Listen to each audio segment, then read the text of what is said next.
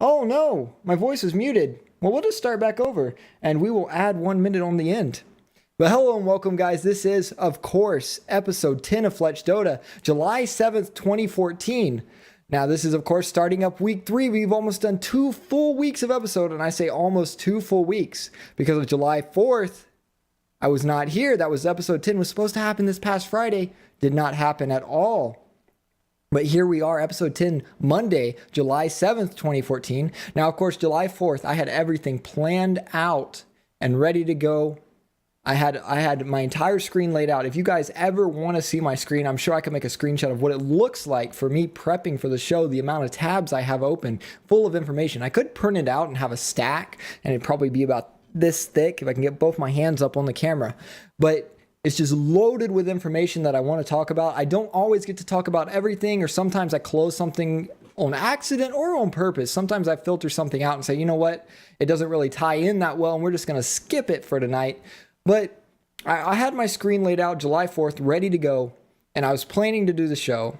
And so that's why I didn't announce ahead of time that I was canceling it. My little brother shows up at the house.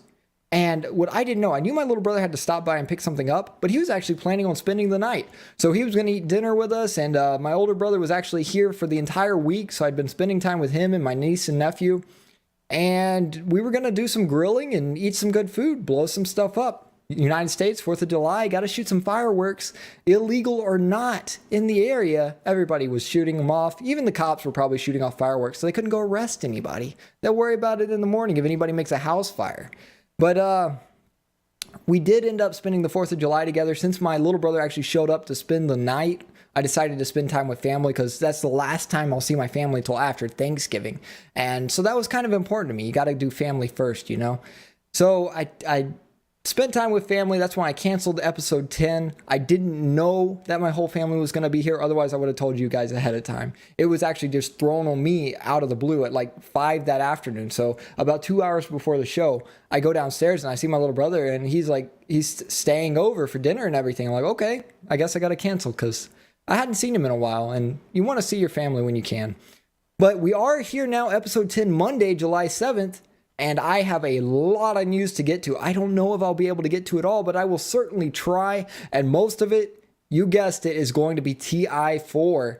We have the International 4 starting officially tomorrow with the full English streams, Portuguese streams, Spanish streams, German streams, Russian streams. I think there's Chinese and Korean? I think Korean's the last one. I think I got all the languages that are going to be streamed in. Now, of course, with that means the TI4 is officially beginning. This is no longer just TI4 qualifiers. This is actually main event TI4. The wildcard matches all day tomorrow, as well as the all-star matches, I believe, are tomorrow. So really exciting to see this tournament. And starting off today, we got to read, of course, the current TI prize pool. We are almost at $10.5 million. It doesn't look like we're going to quite hit 11 million. Well, maybe we can. I don't know how long the current prize pool goes to. Does it go all the way to the end of TI4? Maybe.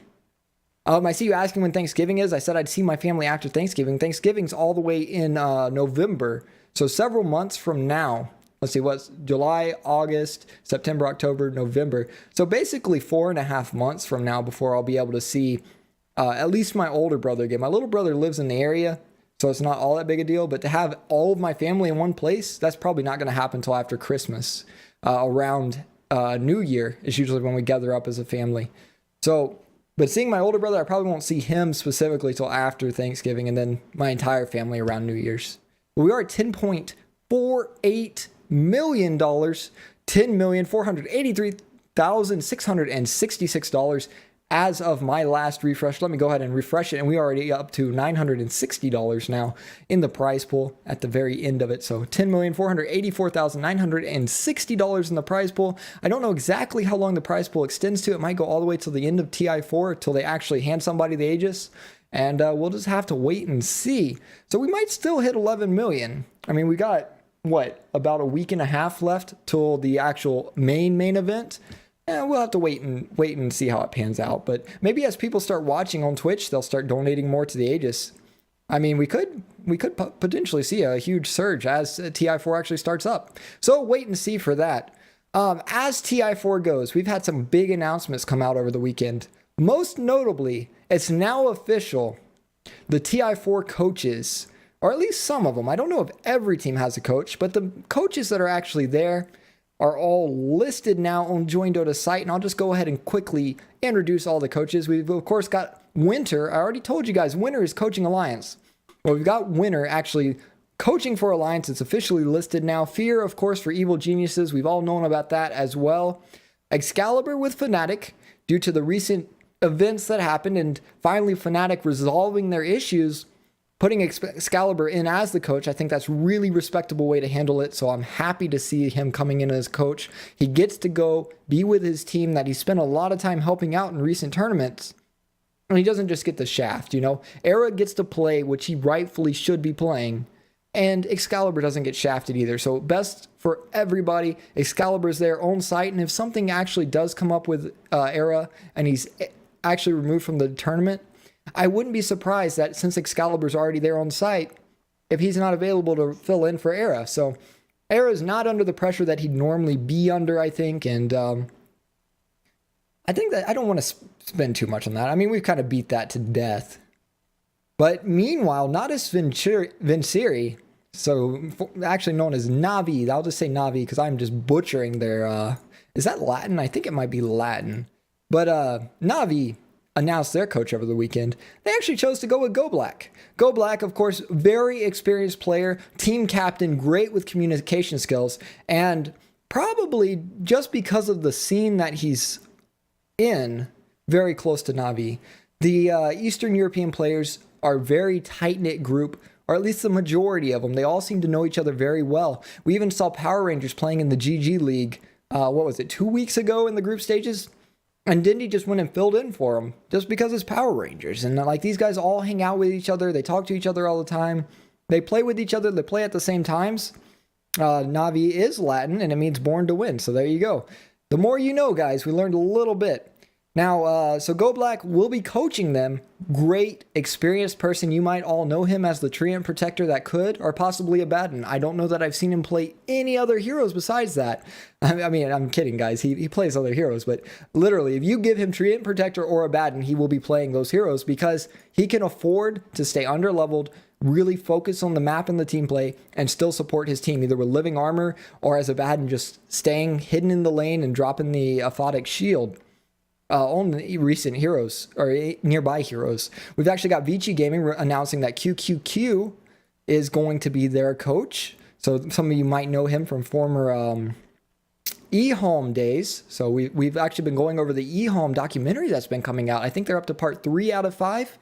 I don't remember if that was in Friday's release or not. I may have opened that up for Friday, and so I didn't tell you guys about it. But if I haven't told you guys about it, you can go to owngamers.com, and let me go ahead and cover that. And let me go to OwnGamers really quick and make sure that this wasn't released on Friday. Because if it is, I'm going to give you guys a link.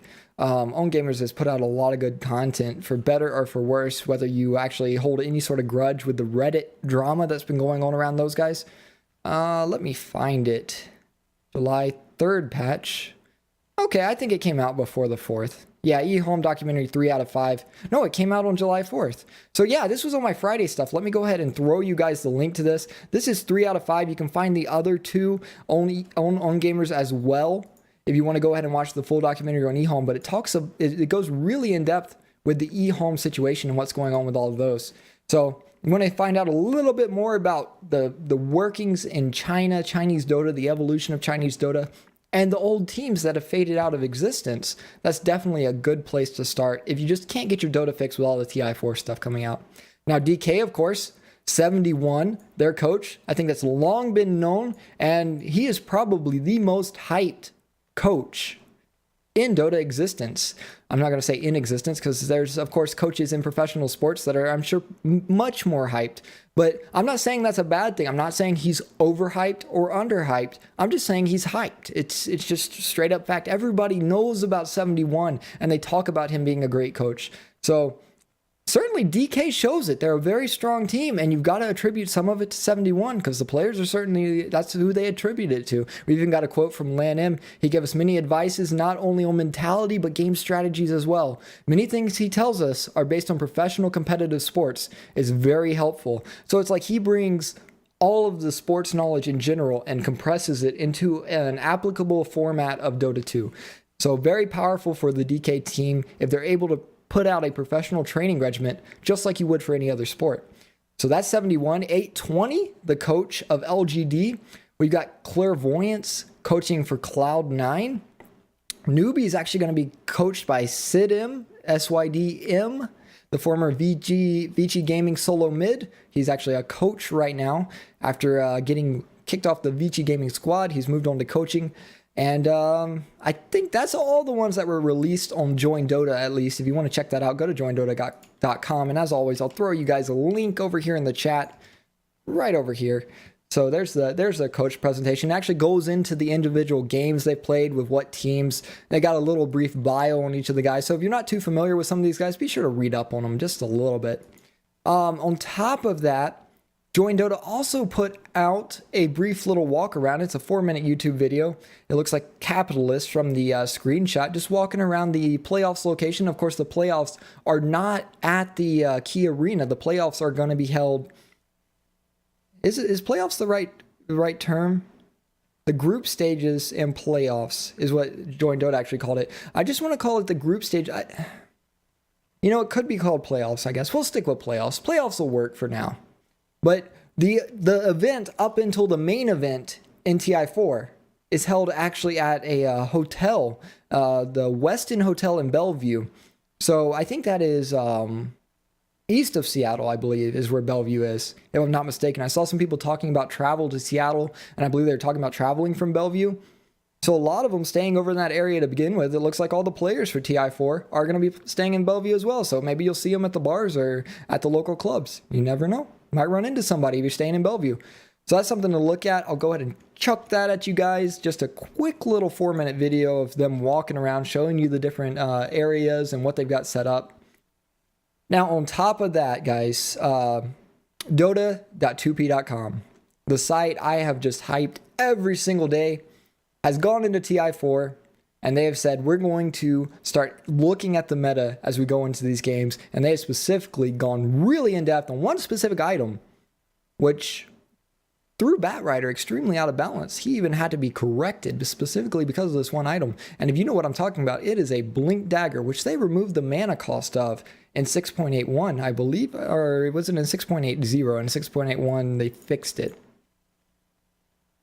Yeah, 6.80 was actually the Blink Dagger mana cost removed. Now, in 6.81, I talked about Batrider being out of balance. They had to add the 75 mana cost of Blink Dagger back to Batrider.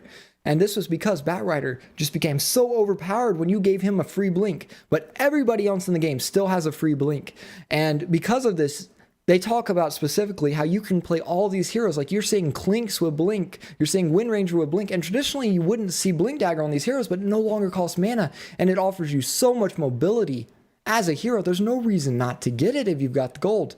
It allows you to get perfect positioning, especially on these ranged heroes who generally struggle with positioning, like Sniper. We've seen Sniper blinking into the trees and abusing his range where he can't be touched. But great article by Dota2p.com where they go over the statistics and they really talk in depth about the different effects Blink Daggers have on the different games, as well as the purchasing speed and the uses per game and all the different statistics related to Blink Dagger. But they really grind this out. So if you're a stats buff, check out the Blink Dagger article at Dota.2p.com. Last bit of specifically TI4 news. Of course, I've got TI4 news all night. How can I not? Tomorrow's TI4. But specifically for TI4, public service announcement, guys. Kelly Milkies, the manager of Alliance, has specifically put out, you better not bet on any games.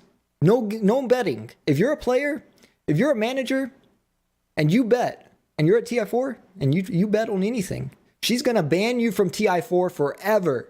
So don't do it. There's going to be metal detectors.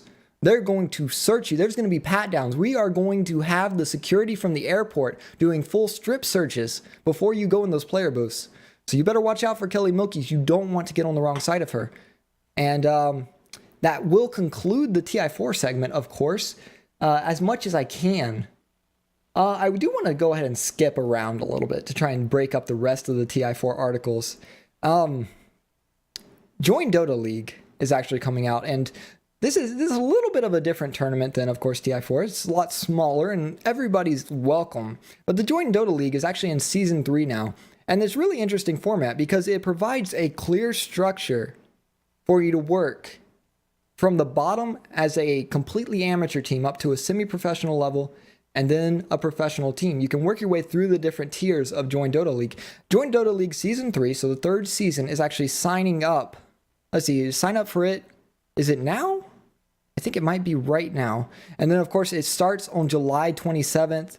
That will be Play Day 1. So you can go ahead and sign up for that. If you're a new amateur team and you're getting excited about TI4 and you want to know where to go, how do you progress as an amateur team? How do you move up in the ranks of Dota 2? Go check out the Join Dota League. It's a great place to start. At least get yourself some experience as a team.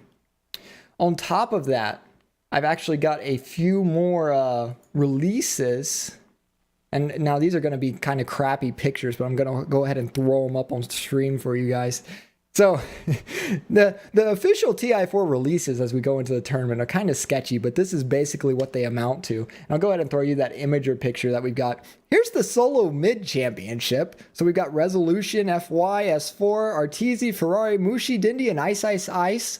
And then we've actually, this is as much as I have of the official teams for the All-Star tournament. We got Havas' team and we got RTK's team. So we got Dindy, Loda, Ice Ice Ice, Arteezy, and Chuan. And then we've got Puppy S4 Burning, and I don't have the rest of the picture, and I apologize for that, but that's about as good as we're going to get out of this picture. It's people are tweeting out camera pictures of paper schedules Valve has handed to them. As of my cast tonight, Dota2.com does not have a clear structure. Even though they've handed out these pages, they have put nothing on their website.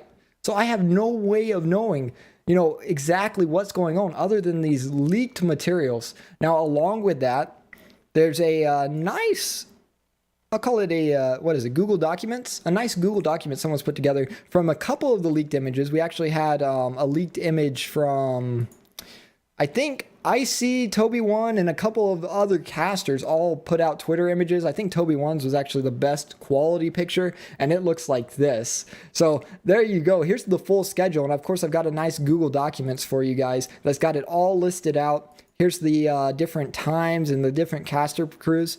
Now, speaking of caster combinations, that's something I want to hit on. My favorite caster combination is, of course, Toby1 and Cinderin. I do not think there is a better play-by-play caster than Toby1.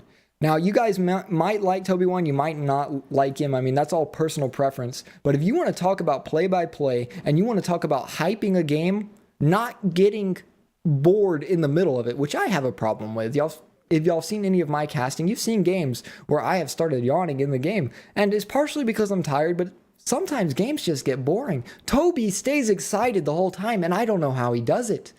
But then also during his play-by-play, he doesn't seem to miss a single important thing in the fight. And it's just absolutely amazing. Especially, I think the biggest thing for me is like after I started casting, if I go back and watch Toby1, you realize how much he does. And it gives me something to strive for. So I'm really impressed by Toby1. And then I always talk about Cinderin. I don't think there's very many people in Dota who know more than Cinderin. Now you might say, Cinderin's a bad player. What are you talking about? I'm not talking about execution. I'm talking about knowledge up here. And it's often said, those who can't do teach, because you don't have to be able to execute to know what you're talking about. And Cinderin knows what he's talking about, and he still executes at a high level. Don't get me wrong. He's a 6K MMR player, so obviously he's good at Dota. Now, at the professional level, I think he lacks confidence, and it shows while he's playing. But that guy knows so much. If he says something, odds are it's right, and you should listen to what he's saying, or at least think about it and contemplate the implications behind what he's saying. So Toby1, while he lacks some of the knowledge, but he's built up a lot of knowledge. I'm really impressed by the amount of knowledge he's built up just by casting. With Cinderin, I think that is the strongest casting combination you can get. Now, along with that, there's a few others combinations that are really strong as well that are actually enjoyable to listen to. Most notably, LD and Synderen, and you've got Toby and Lumi. So of course you're seeing the Synderen and Toby 1 pop up constantly. But along with that, we've got the full schedule, so you can pick out your favorite caster combinations, and we've got everything for you guys over here. There's the full Google Documents for all of you if you want to check out and just pretty much pick your favorite guys and watch what games they're casting. You're going to see a lot of Dota over the next week and a half. You are going to see a whole lot of Dota. I think the games are just, every single day is going to be solid packed. But there's all the combinations I really like. My favorite thing is it's not the same people every single game. You are going to have people swapping it up. So like the day one right here, we've got actually, where we go, Toby and Lumi are on the wild card matches together, and LD and Synderen. Then day two, or no, I guess this is actually technically day one of the Synderen. So the actual group stages, Toby and Lumi are still casting together. But then we go to day two, and now it's Toby and Synderen. And then on day three, we're back at Toby and Lumi, LD and Synderen. You've got Mott and Coddle guys swapping it up, Merlini and Gods. So all of these casters that you enjoy that are going to TI4, they're going to be swapping around with each other, and you're going to get a good variety of interaction between all of them. Now, something new that they're doing this TI4 that I was really excited about last week. If you look over at the right-hand side of that Google Documents, Game 1, English Channel 5. This is very important for TI4 because this is the noob channel. And the noob channel, you might laugh about that, but the noob channel is when you say, hey, you don't know about Dota 2, but come watch this. And you turn it to Channel 5, and you've got Blitz, and you've got Purge, both of them sitting there guiding you through. And these guys are renowned for their Dota guides. For better or for worse, whether you laugh about their builds or their strategies at higher levels of Dota, if you're new to Dota, you want to go watch Blitz and Purge because those guys are articulate and they are clear about what you need to do. I think it's Purge's guide, right? Welcome to Dota You Suck, that everybody gets sent to if they start up Dota 2. And what I like about this combination is when Blitz is casting, he's got Pyrion and Shane. And what Pyrion and Shane bring to it, Pyrion specifically, Pyrion Flax, is what I'll call the beginner perspective.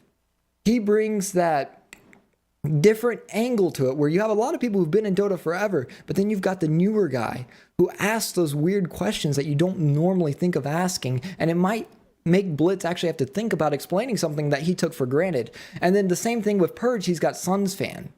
These guys, of course, they're very entertaining people, so you don't have to worry about lull spots, even though, you know, Blitz and Purge are both entertaining in themselves. I mean, they have quite a large following on Twitch, so I'm sure people enjoy watching them. But then you've got these, you know, they're more there just to keep the stuff flowing and give the people something to enjoy, even if they don't really understand what's going on. And you get that guy that you can kind of relate to if you're brand new at Dota.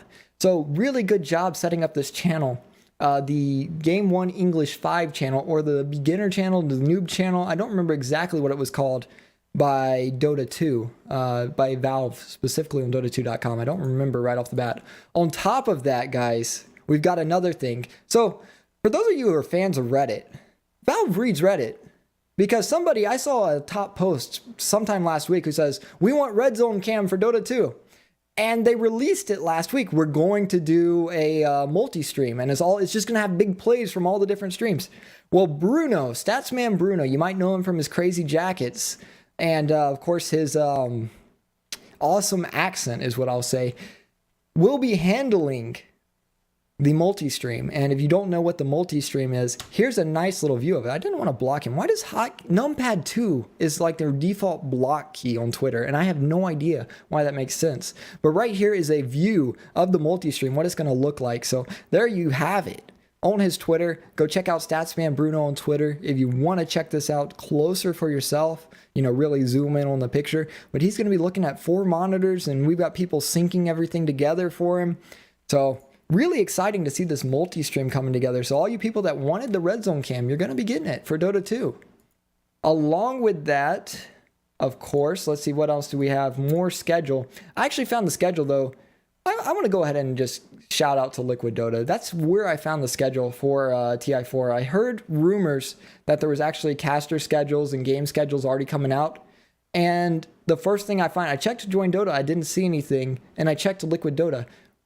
article right at the top. There doesn't appear to be a caster schedule on the official page, but IC tweeted a picture, and this guy compiled a lot of the pictures, added up the caster pairs that you're going to be seeing. So really awesome job. It's actually where I got the Google Documents from. So FletchDota, shout out to them for compiling all that for us. Now on top of that, I've got something else here in the background. For those of you who didn't follow this last week, Dota 2 TI Instagram has awoken from its slumber. I've been following them since, I think TI3 is when I first found out about it. They may have been there during TI2, but I don't remember seeing them. I definitely followed them during TI3 though, and they just stopped posting after TI3. They stopped being, they stopped posting Dota pictures because it's Dota 2 TI Instagram. It's not for anything else. I actually assumed that after TI3, that was the end of the Instagram, but they've awoken it up for TI4, and here we go. All the pictures that they're uploading, these teams are starting to get back in, so go ahead and pick your favorite team. You can see a picture of them as they arrive. Most notably, Team Liquid. We're missing a player. Where's Koikwa? I guess he came on a different plane. Since these guys are all from the US and Canada, I don't think they had too much trouble getting in, but Koikwa is not there yet. I believe that's the one that's missing. I see, of course, Jimmy. You can't mistake Jimmy. He's standing right there in the middle, but and TC, and I think that's Snaking over at the left-hand side, and then no, wait, I'm sorry, Snaking's a different team. What? I am completely confused. I'm sorry, guys. That is not Snaking. That's just another random Asian guy. So we got Team Liquid, of course, right there. Who else do we have? We got Navi US. There's Snaking, and Korak as well. A lot of teams are there. EG's there. EG's finally back from Europe. Those of you who've seen, if you actually check out the leaderboards, so if you go to Dota2.com and check out the leaderboards over at the right-hand side, here we go, the leaderboards, you'll notice, this is another thing I had planned to talk about on Friday before I canceled the show. There's a lot of people missing, and I'm going to go ahead and cover it today, actually, because I didn't cover it on Friday. There's a lot of people. If you go to the leaderboards, you're like, oh, where's Arteezy? Arteezy's not on the leaderboards. It's because he's been boot camping. He's in Europe, guys. Here he is, Eternal Envy on Europe. We've got Excalibur, we got Sing Sing, we got Koikwa from Liquid, we've got EG Arteezy right here at 6,600. They're still playing Dota. They've just been in Europe for their boot camp for the past several weeks now, ever since ESL. So you'll see all of these players, Cloud9, Aoi 2000. Who else do we have? Let's find some more people. I'm not actually seeing anybody else right off the top. There's Alliance S4, of course, but there we go, EG Universe. And even Moon Meander's playing in Europe right now. Well, that's interesting.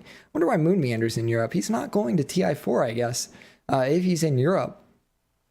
So there's the leaderboards that I wanted to get to. Arteezy and them have all been over in Europe, boot camping it up, trying to have as little ping as possible while playing the teams that they're going to have to play against going into TI4. So they're all ready to go, and they're all showing up. We've got the Instagram up there. You're going to see pictures of everybody as they get there, as well as venue pictures. And to follow up these pictures, I got one more thing to show you guys. And this is what's happened since Friday. Things got out of control. It was nice because people were releasing a team a day. And, I could go over, FletchDota released this team today, and Join Dota released this team. And, maybe I didn't really cover the Gosu Gamers articles because their team articles weren't as well done as the Liquid and Join Dota ones. Nothing against Gosu Gamers. I think their ratings are actually probably the most solid rankings as team rankings go. I think they do a very good job of that. But as articles go, I don't think their team articles going into TI4 were as well done as the other site, so I've kind of been skipping those. But over the weekend, I've got 5 articles from FletchDota, 5 from Join Dota as well. And let me just go ahead and get through these, and I'll go ahead and just throw the websites out there. I'll throw you one, and of course you can go to FletchDota.com to check for all of them. But of course, the Fnatic article came out from FletchDota, and I'll throw you one from each website. I think that's an easy way to do it. So if you want to get a quick little glimpse at what the articles are like, for Fnatic specifically, they go through the gameplay. This is what I really liked about FletchDota. They went in depth with the gameplay, and you might think, oh, they're going to be biased for North American teams, but they really were critical of Navi US. And I was like, man, these guys actually just sat down and solidly analyzed these players and their play style. And I was very impressed by the way FletchDota handled all this. So they go through the signature heroes of each of the players. They go through their play styles. They talk about the different tournaments they've been in. They've got some highlights down at the bottom if you want to watch some YouTube videos to end it all off. And so it's just an extra dose of Dota 2 for all you. That's of course the liquid ones, and I will they're kind of all the same, but it's for each individual team. So once you get the format down, you can kind of just pick the teams that you enjoy best and look for them on Liquid Dota. Now, meanwhile, on top of that, they also released Mouse Sports, Team Empire. We've got Cloud9's article that just came out over the weekend, and Arrow Gaming on Liquid Dota. Now, on Join Dota's site, they released 5 as well, starting out with Mouse Sports. And again, I'm just going to throw the first article I have at you guys in the chat, just so you can find the website if you can't type in joindota.com or I understand what I'm saying because my accent's too weird or anything along those lines. There's the first article, and you can sit there and look through the website for the other ones. If you just click on their news section, you should be able to find everything. But the first one for Mouse Sports, what I liked about the Join Dota one, what made it unique on their team presentations, is they talked about the history behind the teams and the players, rather than focusing on analyzing their statistics.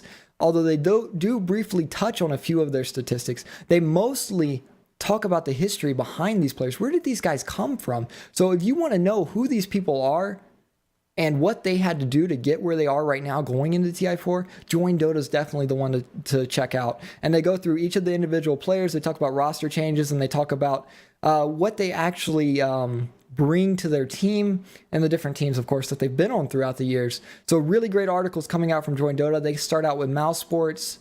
We've got Newbie, Cloud9, Titan, and Invictus Gaming. That's, of course, just the articles that came out over this weekend since Friday, since I was last able to talk to you on Thursday. So I just wanted to quickly throw those all out there for you. What do we have over here? Now, speaking of Gosu Gamers, just so you know, I'm not hating on Gosu Gamers. We do have a Gosu Gamers article, of course. They were the ones to release Root Gaming has returned to Dota 2. Now, Root Gaming holds a very special place in my heart because it was the first professional, or do I call it semi-professional, Dota team I was ever on, and it was also the quickest one to fall apart. The second day of scrims, we were supposed to show up for scrims. Korea left Dota 2 and started playing League of Legends. I have never seen a Dota team fall apart faster. But it was an exciting journey for the day we were together. So Root Gaming, they were like, oh, we'll take a break from Dota 2. And that was probably 3 years ago. Maybe less. I don't remember exactly. I really can't keep my years straight anymore, guys. It's been quite a long time since I tried anything like that. And Root Gaming has officially returned to North American scene. Rather than building with the players that they already had a relationship with, like Monkeys Forever, they have decided to pick up an already working Dota squad rather than build one from the ground up. And I think this is a smart decision. Building a squad is a very lengthy and painful process. Those of you who have tried to do it have been there and done that, and you know what I'm talking about. Those of you who haven't, try to find a team that's already established and just needs one player. Trust me on this. You will save yourself a lot of heartache and a lot of rage quitting. Root Gaming, though, has picked up Earn Real Tangos. A lot of the players from these teams, of course, from Vasavi and Rosh Pit. So perhaps you're familiar with a few of these guys. We've got Lycus, Tubby the Fat, Tolera, Your Boy JC, and Flying Zebra. Maybe you've heard of any of those. If you're from the North American scene and fans of Tier 2 North American Dota, you've probably seen them pop up in smaller tournaments here or there. But Root Gaming is back. And of course, all you StarCraft 2 fans will know Root Gaming, of course, as Root Cats and all of those guys. Root Gaming, very big in the StarCraft 2 scene. But now they're coming back into Dota 2, and this is exciting. This is what we want to see. We want to see more teams, more sponsors. And TI4 is certainly egging things on. Along with that, TI4 news, we've got Owie. 4.5-minute video blog coming out from Owie 2000 today. And it's basically just a look at their boot camp. And it's kind of silly, kind of laid back, just a vlog.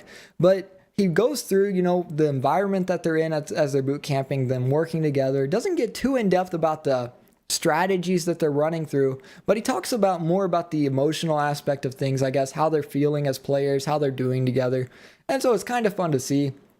If you want to see the players at boot camp, Owie 2000 put out his vlog. When did he release this? Let's go over to about July 6th. So just yesterday he published this. So there you guys go. There's the nice little YouTube video if you want to check that out. What else do we have? Okay.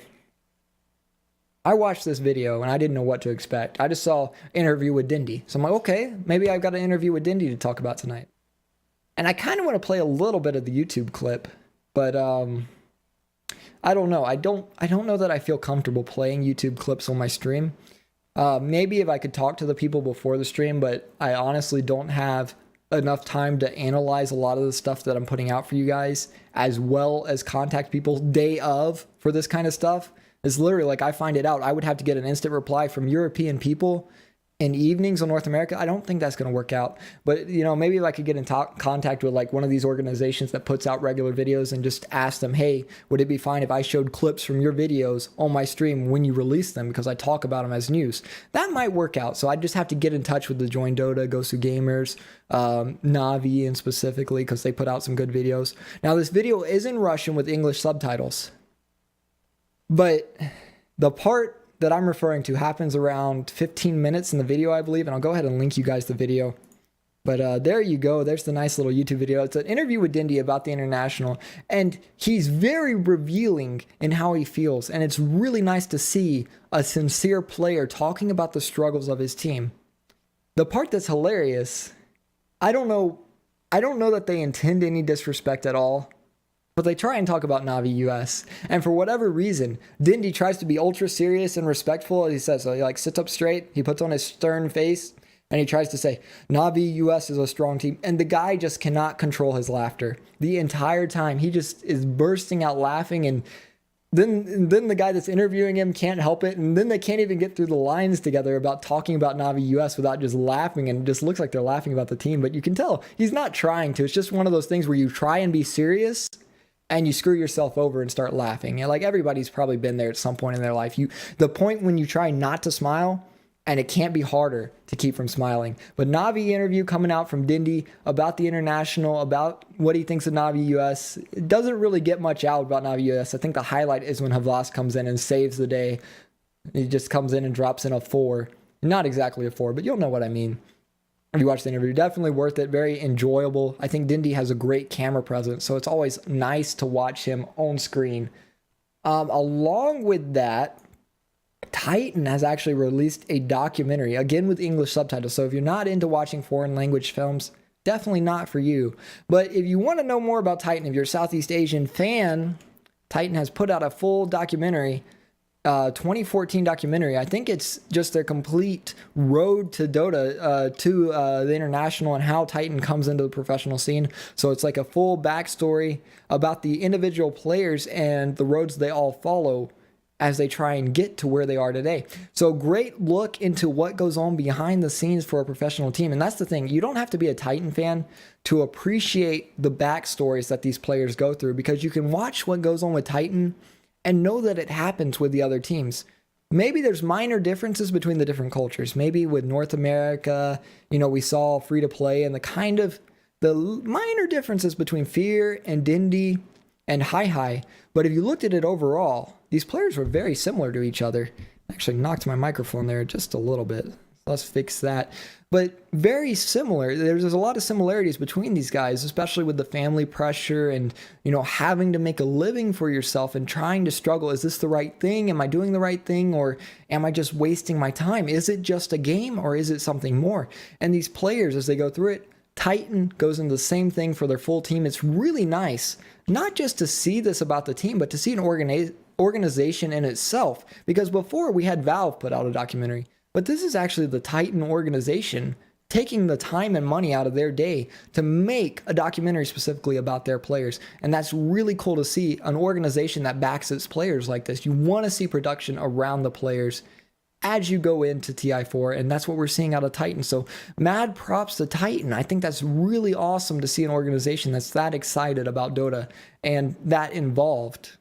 So let me go ahead and toss you guys the YouTube for that. If you do want to see just a Dota documentary, if you love watching Dota 2, I mean, I know a lot of you guys just can't get enough Dota 2. You watch it during the day and you want to see more information about the players. It's just something we go through, I think, as individual people. When you see famous people out there, you want to know everything you can. You want to know their stats. You want to know their favorite heroes. You want to know what they do during the day. You want to know their training regimen. You want to know the team members that play with them, who they like, who they don't like. You know, that's why we have gossip magazines to begin with about Hollywood. People see actors and they do the same thing. Sports professionals out there. And now now esports professionals. We want to know all we can, and people are trying to fill that need. They're trying to feed you as much information as they can, and of course without exploiting the players. You don't want people just coming out and giving you privileged information, but if the players are okay with it, you certainly want to know as much as they're willing to share. And it's nice to see players like Dindy who actually come out and do interview a lot and spend a lot of time with the crowd.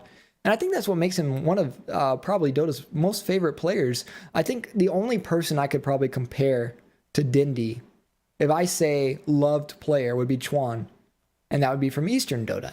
And these guys just have so much presence, and it's like you think somebody's pulling a prank on them or something, but then these guys have the, I'll say have the personality to not take it personally and to play along. They take everything, off. It just blows right through them. There's no chips on their shoulder. They're not out to argue or fight or be mean to anybody else. And so it's great to see these guys interacting with the crowds. It's great to see them interacting with each other. And that's another thing I wanted to talk about.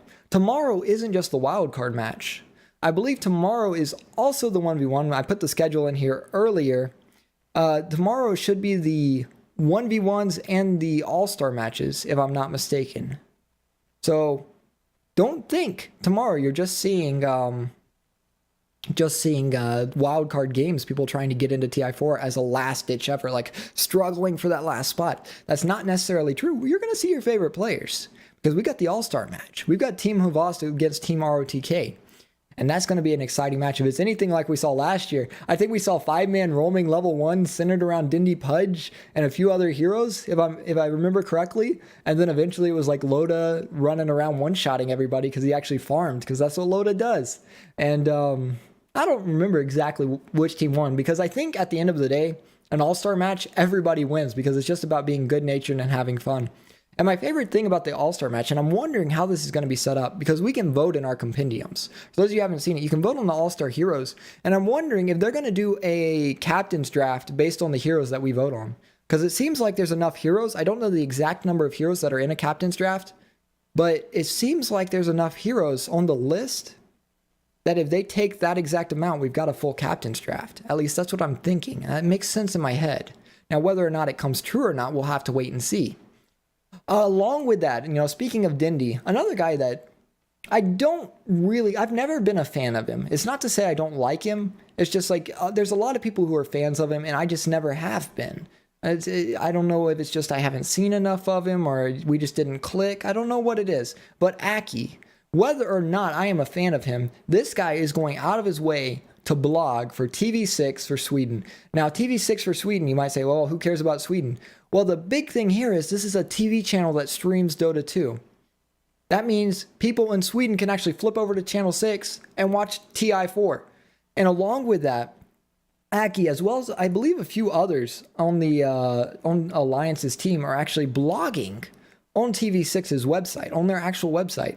They're keeping up a player blog as they go through their lives about the different Dota 2 events. So these people that are watching on TV6 can get involved with the player and really understand what's going on behind him. This is a great way to open up Dota 2. And this sets the foundation, not just for Sweden, but for every other country out there in their TV channels. It's saying, hey, look, Dota 2 is a viable, streamable game that you can put on TV channel, involve your audience with it, and put it out to the public, that it can become mainstream. And if this format is successful and they actually have real numbers for TV6, then you might see it eventually branching out, especially after a 10.5 million tournament, and maybe possibly 11 million. I'm still going to hold out hope. I would love to see 11 million in that prize pool.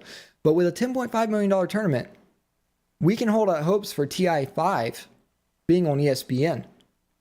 And that is big. That is really big. I think the magic number we need to hit to surpass World Cup viewers in the United States, and I don't know that we're going to do this, but it's certainly a number to throw out there. And this kind of gives you guys a perspective. I think it was around 8 million people watched the US-Germany match in the United States, if I'm not mistaken. I'm just saying it off the top of my head. And of course, 98% of statistics are made up, right? But off the top of my head, I think it was around 8 million people in the United States. So we've got a ways off from how many people are watching now worldwide versus how many we can possibly reach in the United States that want to be involved. Because I guarantee you, those 8 million people don't care about soccer or football if you're in any other part of the world. We don't in the United States. We don't play it. But they still watched it because it's a competitive sport. And whether or not they understood it or not, it was exciting to see people playing for big money. And that means those 8 million people, the casual soccer fans, can be casual Dota 2 fans just as easily. And that means we've got more profit in Dota 2, which means more sponsorships. You start to get big names outside of specifically computer parts companies. When you start to get, actual real corporations backing Dota 2 teams, that's when things start to get exciting because you have people that can legitimately do this for a living. And when people start being able to do that, you get more competition at the lower levels fighting for that higher level spot, which only means more intense competition overall and growth in sports. Look at how sports has evolved over the years. Like think of any sport that you really enjoyed watching. Think of it in the 1920s. And then think of it in the year 2000. The athletes are faster, they're stronger, they're better because there's more competition. There wasn't money in the 1920s for it, but now there is. And so Dota is only going to get the same way. You're going to have more intense Dota games. You're going to have action-packed. You're going to have more skilled players because they go through these intense regimens. At least that's how I think of it in my mind. And I could be entirely wrong, guys. But there you have it. So that's why I'm going to hype Aki, whether or not I'm a fan of him. I don't dislike Aki. Let me be clear on that. I'm just not an Aki fan like some of you are. I know there's a lot of Aki fans out there, but he's doing a great job by keeping up this blog on Channel 6, and I hope to keep seeing more posts from him. He's got 2 in June, 2 in July, and if he can just continue that a couple a month, it doesn't have to be a lot, but that involvement with the viewers is what keeps him coming back. Now, as for that, guys, I think I've blown through all of the information I have for you tonight. I don't know, I never slowed down my talking, and we've got to right about 7:47, so we didn't do too bad. We are going to run a little bit short here on this Monday, unless, of course, I go through the rankings. I haven't covered the rankings. I think I was going to cover those on Friday, and I want to go ahead and cover those. So let me hit the rankings real quick for you guys, and then we will, of course, for those of you who don't know, for those of you who are new to the show, we've got quite a few people watching. I think a lot of you are stragglers from the tournament I was casting earlier today. I had about 2,700 people watching while I cast the grand finals of GG League, and it looks like a large portion of you actually stayed around. So we do have quite the viewer base this morning or this evening on Monday, but for those of you who don't know, after the show, I play a Dota game and I'm involved with you guys. I don't get to really read the chat and talk to the chat while I'm streaming, just to sit there and respond to you guys. But I love responding to you guys. So after the show's over, after the about hour of news, and it really turns out to being 50 to 55 minutes, but after that about hour of news, I spend a little while playing a game of Dota and specifically talking to you guys. So if you want to leave feedback about the show, you want to talk to me and give me some information or say, hey, I think you should change this, that's the time to do it. You, of course, can always contact me after the show, but you can do it right after the show. I have specifically time set aside for viewer interaction because I think that's important for me to be able to spend time with you guys and hear from you. But let me go ahead and hit the rankings for this week, and it's especially important going into TI4. Here we go. I talked about Gosu Gamers, and we will hit the rankings right off the bat. IG has actually secured the top spot over DK. Newbie sitting at number 3. And of course, EG is following it up at number 4. Alliance, Empire, Fnatic, and Na'Vi. And I think you can look at these teams right here in the top 10 and not be surprised. All of these teams, I think in the top 5, even the top 6, I think even Empire's in the running for this, have a viable position and chance for hitting that number 1 spot at TI4. And that's what excites me. It excites me to see EG most of all up here because I've never had a North American team to cheer for, guys. I never have. It's like EG and Liquid showed up, and yeah, they do okay in the group stages, but you always knew. You knew once Real TI started, they weren't going to do anything. It's like, okay, I mean, what the EG courier is called Throw. Why is it called Throw? Because EG always threw. And this EG, though, does not throw. And I'm very impressed with the progress they've made, most specifically in Mason. Mason had huge shoes to fill when he replaced Fear, and I don't think people gave him enough credit with the shoes that he filled. But I call Fear, me personally, this is my opinion, I call Fear the number 1 utility player worldwide because I think you can put him on any hero and he can be successful.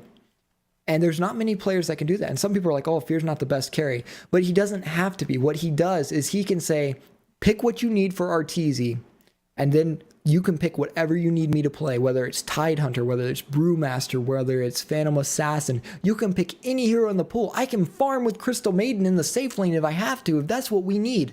And that opens up a draft for Peter Pan Dam that a lot of teams do not have. And that's what lets EG sit at the top. Now Mason came into EG as what? A Mirana picker. That's what I knew him from North American Dota. When I saw Mason, I'm like, oh, I guess they're playing Mirana. This guy has grown exponentially. And what, the month or so he's been playing with EG consistently? I am surprised that he is not playing Mirana every game, but he doesn't have to anymore. He has worked his butt off to be able to fill the shoes of Fear as best he can, and he's still not Fear's level.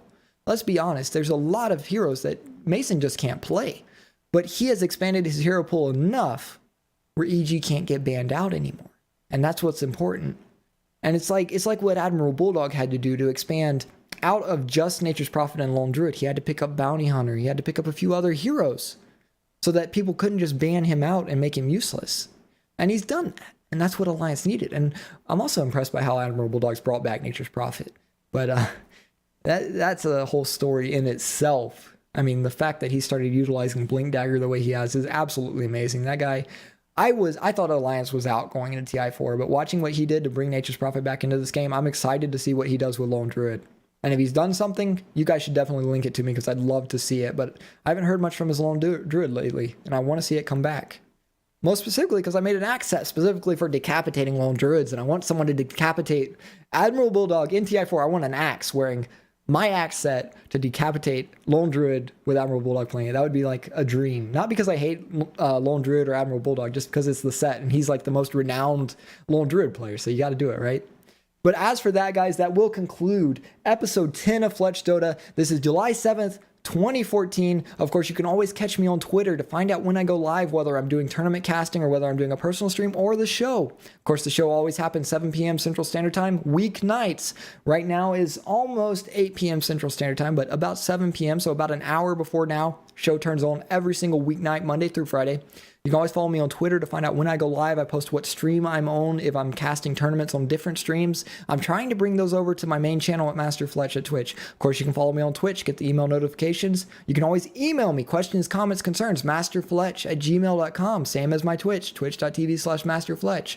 And of course, if you missed the show but you want to watch it, VODs always go to YouTube. We've got episodes 1 through 9 on there if you want to go back and look at the other stuff. It does kind of get outdated because this is a news show, but if you just want to see how things are progressing, feel free to check that out. I've got it all in a series there. Got a couple of strategy guides that I wrote a long time ago, and some of them are probably still relevant. But as for that, that will conclude the news episode, and we will be getting to the viewer portion shortly. Thank you all for watching episode 10 of FletchDota, July 7th, 2014, and I hope to see you all next time.